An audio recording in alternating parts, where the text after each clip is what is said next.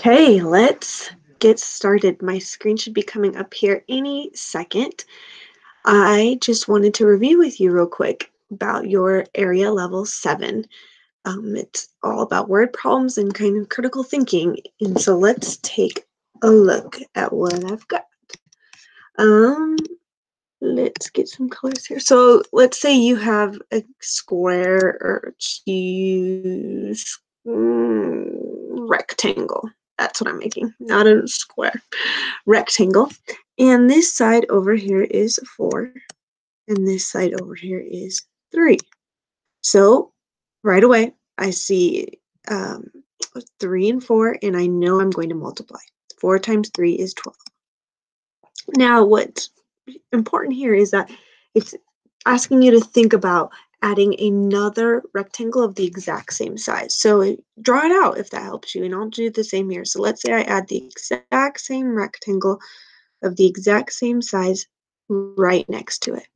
Didn't change the way it went or anything. I'm just adding it here. So now I'm looking at this whole entire rectangle. This is my brand new rectangle I've got here, this green one. So it asks you what might the length of it be here, or the top side of it maybe. And this whole green side is just these two numbers put together, 3 plus 3, which we know is 6. And now we have our green as a side of 4 and a side of 6, because 4 didn't change, we didn't go up, we went to the side. So we have 6 and 4 as my two sides of my rectangle. 6 times 4 is 24. So my area of my new rectangle is 24. You could also look at it this way. You could have multiplied 3 times 4 and got 12 here. And then if you added those two together, you would have got 24 as well. 12 plus 12 is 24. Okay, so same kind of thing. You could have, but I think it's helpful to kind of visualize your brand new rectangle. Let's say we do it with a square. Let's say we have a square of 4. Sorry, my pen's not working. 4 by 4. So right away, 4 times 4, you know, is 16. So if I add a square to the side of it, that's the exact same, even though my drawing's a little off. That area is also going to be 16. You could figure out 16 plus 16, or once again, look at this as a whole entire square again, and add these two sides together, and you would get 8. So now your new numbers are 8 and 4.